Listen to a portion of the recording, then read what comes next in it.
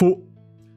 Clairement faux. Ça va dépendre de votre positionnement industriel, de votre positionnement économique sur différentes chaînes de valeur. La criticité, ça va être lié à une importance économique et à un risque d'approvisionnement. Le côté stratégique, là, on est vraiment sur de la souveraineté de filière.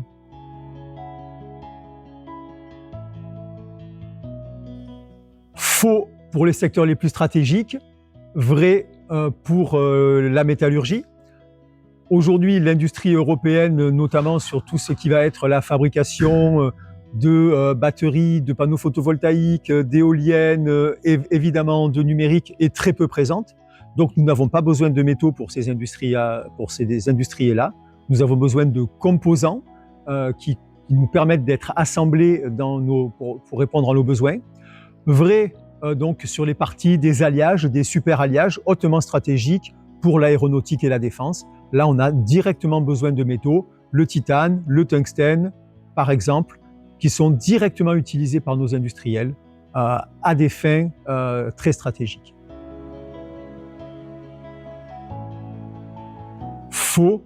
Là aussi, une mine, c'est un petit espace géologique dans lequel on a entièrement caractérisé l'organisation minérale, dans lequel on connaît la quantité du métal que l'on veut récupérer, on connaît la technologie avec laquelle on va le récupérer, et donc on peut estimer le coût de production, et cela sur 5, 10, 15, voire 20 ans. La mine urbaine aujourd'hui, c'est aléatoire. Ça va dépendre de la durée de vie des produits qu'on récupère, des technologies qui ont été utilisées au moment où on les a fabriqués.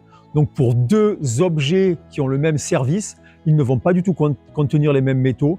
Donc sans une caractérisation très précise d'un objet au moment de son recyclage, on ne sait pas ce qu'il contient et on ne sait pas combien de ces objets on va pouvoir récupérer. Oui et non, à nouveau.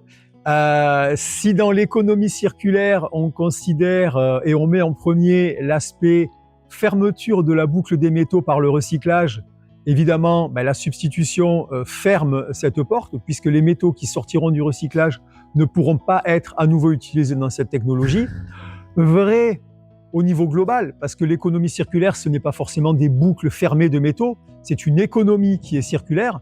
Et donc à partir du moment où on vient récupérer dans des déchets des métaux dont globalement l'industrie mondiale a besoin, quelle que soit l'application, ces métaux n'ont pas à venir des mines.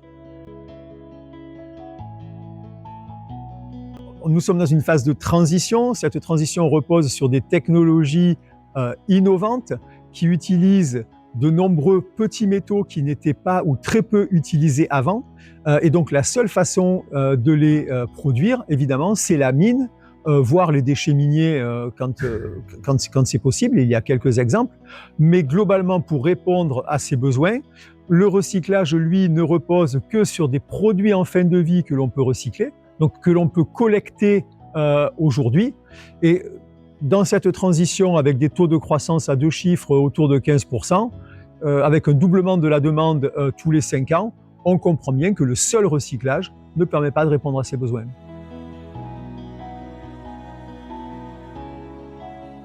Vrai dans le cadre du Critical Raw Materials Act, qui nous demande de maîtriser non seulement la partie minière, mais aussi la partie de raffinage, avec évidemment toujours un petit bémol, c'est que si dans des pays amis au sein du G7 par exemple, il y a suffisamment de capacités de raffinage non utilisées aujourd'hui, il faut quand même déjà optimiser les usines existantes et donc pas forcément les positionner chez nous, ce qui a conduit notamment le Industrial Accelerator Act à introduire la notion de Made for Europe et pas seulement Made in Europe.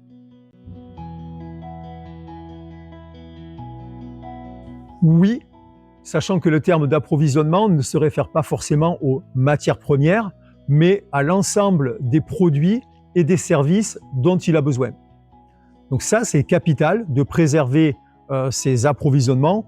Nous, on préfère dire de préserver ces chaînes de valeur, c'est-à-dire garantir que nos services seront assurés par les différents maillons de la chaîne en lesquels il faut savoir s'approvisionner auprès d'un nombre de pays auxquels on peut avoir confiance, donc avec une diversification des approvisionnements, ne pas dépendre à plus de X% d'une technologie, ne pas dépendre à plus de X% d'un pays. Ce sont les notions qui ont été introduites dans la dernière déclaration du G7 autour des matières premières et notamment autour des aimants.